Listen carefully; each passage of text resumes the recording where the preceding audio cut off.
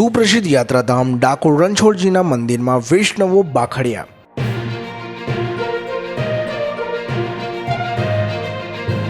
વહેલી સવારે મંગળવાર આરતી દર્શન સમયે વૈષ્ણવો દ્વારા મંદિરના ઘુમટમાં જ થઈ મારામારી।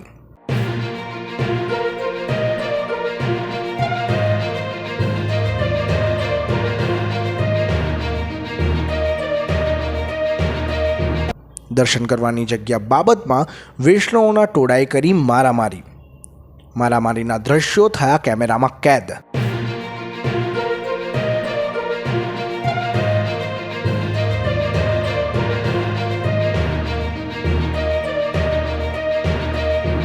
સમગ્ર બાબતને લઈને વૈષ્ણવોનું ટોળું પહોંચ્યું પોલીસ સ્ટેશન।